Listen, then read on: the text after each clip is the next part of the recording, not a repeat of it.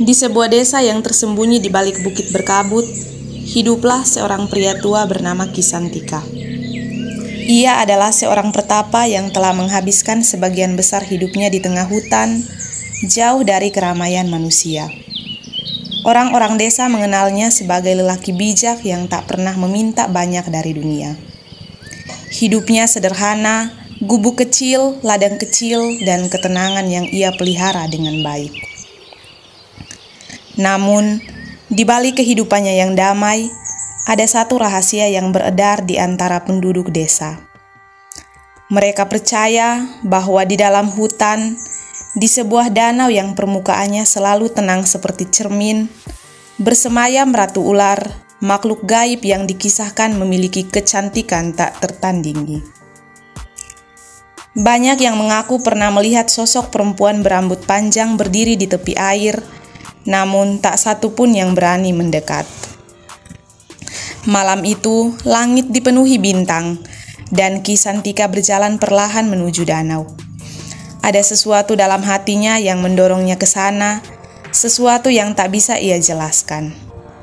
Ia duduk di tepi air, menatap pantulan bulan yang begitu jernih.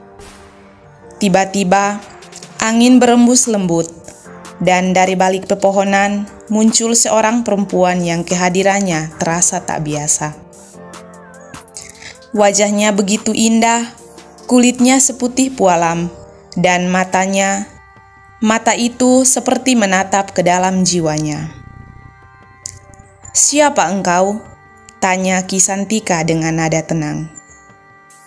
"Aku adalah Nyi Rengganis, penghuni danau ini," jawab perempuan itu dengan suara selembut desir angin.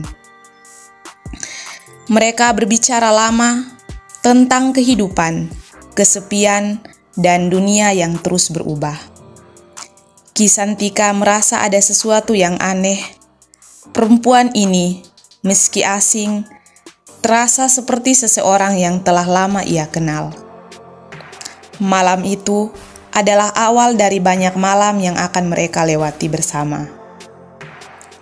Setiap purnama, Kisantika kembali ke tepi danau, dan setiap kali Nyi Rengganis selalu ada di sana menantinya. Mereka tertawa bersama, berbagi kisah, dan perlahan sesuatu yang lebih dalam mulai tumbuh di antara mereka. Suatu malam, saat cahaya bulan menyinari wajahnya, Nyi Rengganis berkata dengan suara bergetar, "Kisantika, aku bukan manusia seperti dirimu. Aku adalah ratu ular yang selama ini ditakuti manusia. Jika kau ingin menjauh, aku tak akan menyalahkanmu."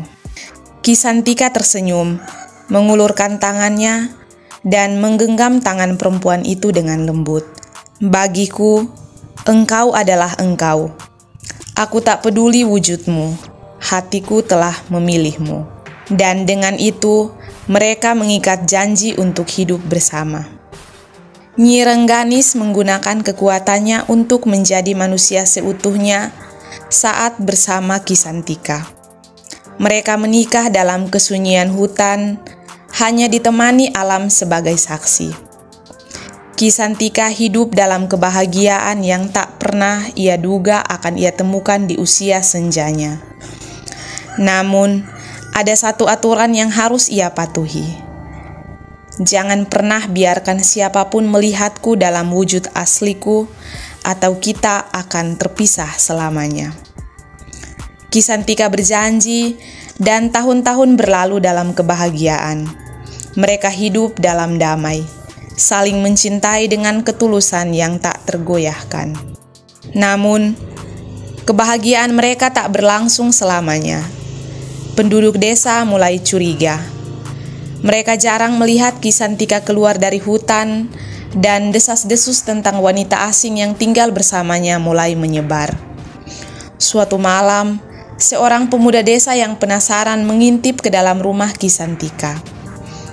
Malang baginya, malam itu Nyi Rengganis sedang dalam wujud aslinya, seekor ular raksasa dengan sisi keberkilauan.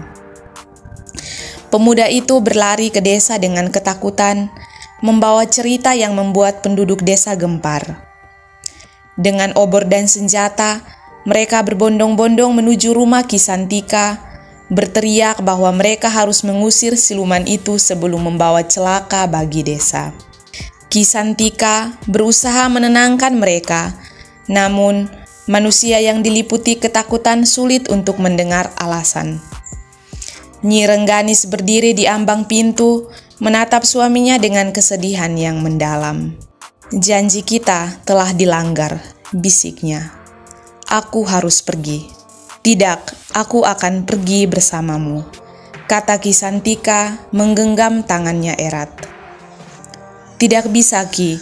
Aku harus kembali ke dunia asalku. Jika aku tetap di sini, amarah manusia tak akan pernah reda." Dengan air mata mengalir, Nyi Rengganis perlahan berubah kembali menjadi ular raksasa dan melesat menuju danau. Kisantika berlari mengejarnya, memanggil namanya, namun hanya keheningan yang menjawabnya. Sejak hari itu, Kisantika kembali hidup sendiri. Setiap malam purnama, ia duduk di tepi danau, menatap air yang tenang, berharap bisa melihat bayangan wanita yang pernah ia cintai.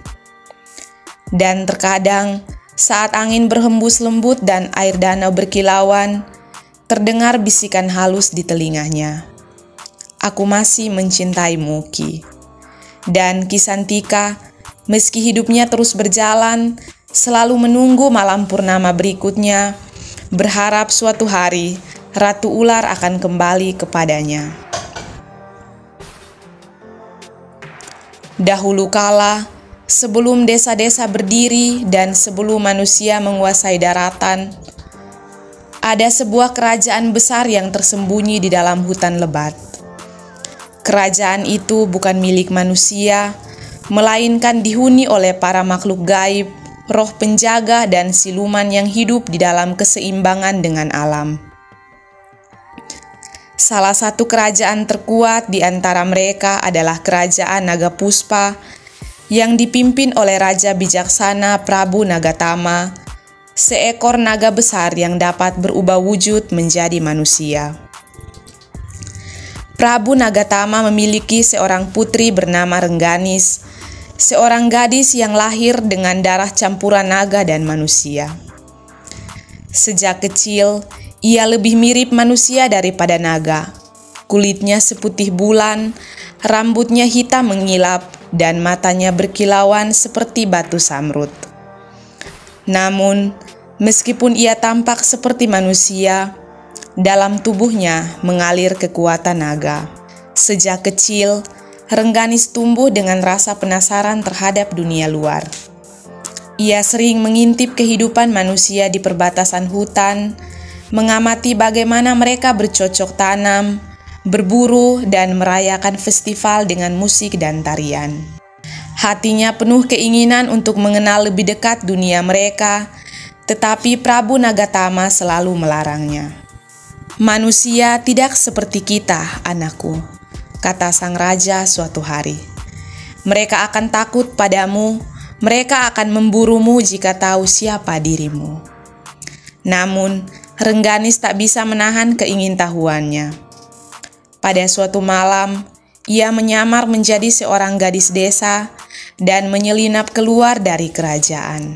Ia menghabiskan waktu di desa manusia, berbicara dengan mereka, belajar cara hidup mereka. Tapi suatu hari, penyamarannya terbongkar. Seorang dukun desa melihat Rengganis dalam wujud aslinya, seekor ular raksasa dengan sisi keemasan yang bersinar di bawah cahaya bulan. Ketakutan dan kemarahan pun menyebar di desa. Para penduduk menganggapnya sebagai siluman jahat yang membawa kutukan. Mereka mengerahkan pasukan untuk memburunya, membawa obor dan tombak, berniat membunuhnya. Rengganis berusaha melarikan diri, tetapi ia terluka oleh senjata yang ditempa dengan besi suci. Ia berlari ke hutan, meninggalkan jejak darah di tanah, sampai akhirnya ia mencapai danau di tengah hutan. Dalam keputusasaan, ia merapal mantra kuno yang diwarisi dari ayahnya, mengikat dirinya pada danau itu. Biarlah tubuhku menyatu dengan air, biarlah jiwaku menjadi pelindung tempat ini. Aku akan menunggu hingga suatu hari seseorang datang dengan hati yang tulus, yang tak takut akan wujud asliku. Sejak saat itu, Rengganis menjadi penjaga danau.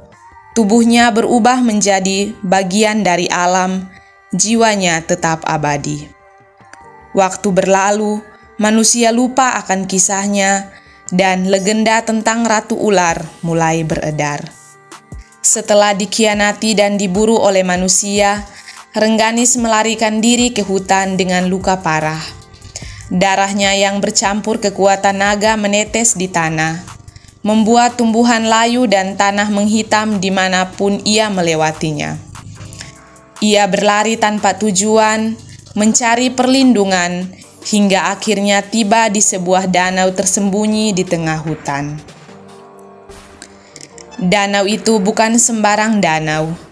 Itu adalah Danau Tirtalangit, sebuah tempat suci yang dipercaya sebagai perbatasan antara dunia manusia dan dunia gaib. Airnya sebening kristal dan konon memiliki kekuatan menyembuhkan. Tetapi hanya mereka yang diberkati oleh para dewa yang bisa mengambil airnya tanpa menerima kutukan. Dalam keputusasaan dan kesakitan, Rengganis berjalan ke tengah danau, membiarkan airnya yang dingin menyelimuti tubuhnya. Ia tahu ia tak bisa kembali ke dunia manusia, dan ia tak bisa pulang ke kerajaan naga karena telah melanggar larangan ayahnya. Sejak saat itu, Rengganis bukan lagi sekedar makhluk hidup, tetapi roh penjaga danau. Ia bisa muncul dalam wujud manusia ketika ia menghendaki, tetapi hanya di sekitar danau. Jika ia menjauh, kekuatannya melemah dan ia akan kembali larut dalam air. Waktu berlalu, legenda tentang Ratu Ular mulai menyebar. Ada yang mengatakan ia adalah roh penjaga yang murah hati, tetapi ada juga yang percaya ia siluman jahat yang menggoda manusia untuk masuk ke dalam air dan tak pernah kembali. Tak ada yang tahu mana yang benar. Sampai suatu hari, seorang pria tua bernama Ki Santika datang ke danau itu dan melihatnya bukan sebagai siluman, tetapi sebagai seorang wanita yang tersesat antara dua dunia. Dan di sanalah kisah cinta mereka dimulai. Cinta yang hidup menghadapi takdir, kutukan, dan ketakutan manusia.